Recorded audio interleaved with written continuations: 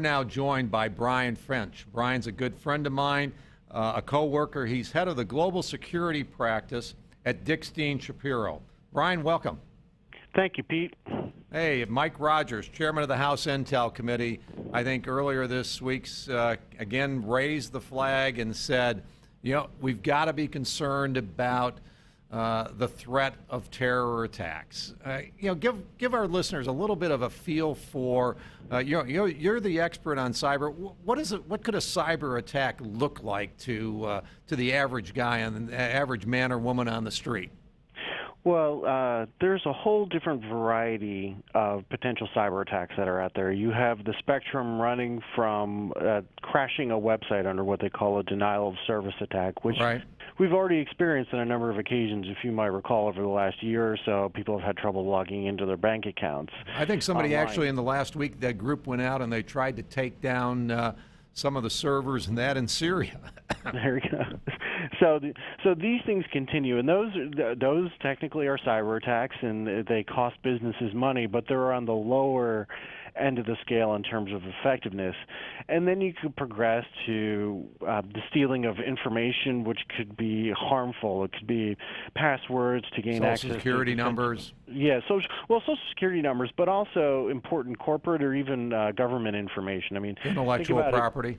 Intellectual property, et cetera, but also even if Edward Snowden had broken into a computer and stolen all the information about what the NSA is doing, that could be an example of a cyber attack. And then the most disruptive, which people are very concerned about, although there's probably a less likelihood of this occurring, it would be the disruptive or the destructive attacks that would occur when an enemy goes after a utility or other piece of critical infrastructure in the United States and disrupts operations so that the power goes out, the lights go out, the water doesn't flow, that type of thing. They interfere with traffic systems, et cetera.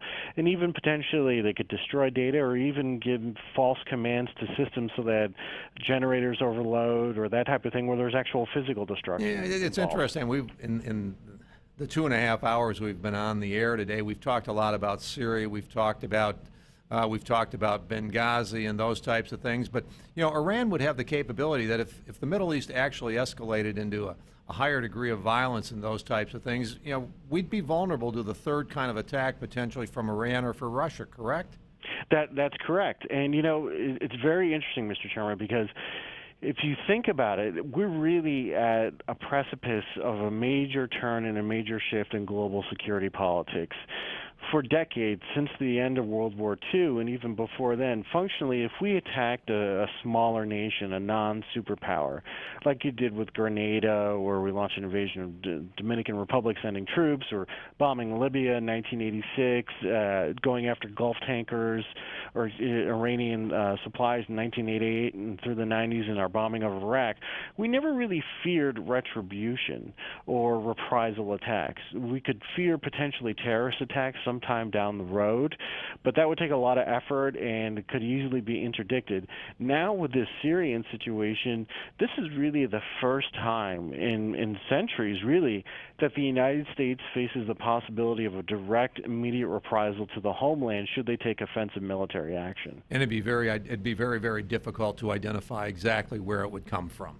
That's exactly right. There are a tremendous number of ways to disguise where these attacks originate from. They could be sitting time bombs that someone just needs to activate in order to disrupt operations or destroy physical infrastructure, that type of thing. Either case, you know, regardless if Iran or the Russia or the Syrians get on television and say, we did this, you know, we have the ability to strike at you, it doesn't change the fact that we are vulnerable at this point, and there's no two ways about it. That we're no longer in a world where we can exercise our military power or standoff power through aircraft carriers, cruise missiles, long-range bombers, drones, et cetera, without fear of reprisal. Yeah, and I think, you know, what we're really saying is to individuals and especially to business people, you know, developing a strategy for cyber protection. Both to protect data, to respond to it, and be prepared for it, both from a liability standpoint and all of these other things. You know, businesses have to think about this. They've got to be prepared for it. It's going to happen one of these days. Hopefully it'll be limited, and hopefully we can anticipate and stop it. Hey, Brian, thanks for joining us today. Absolutely, it's my pleasure. All right, thanks, Brian. And, we're going to, coming up next, we're going to be speaking to Pat Buchanan, taking your calls at 855-777-9660. Pete Hoekstra filling in for Steve Malzberg. More to come.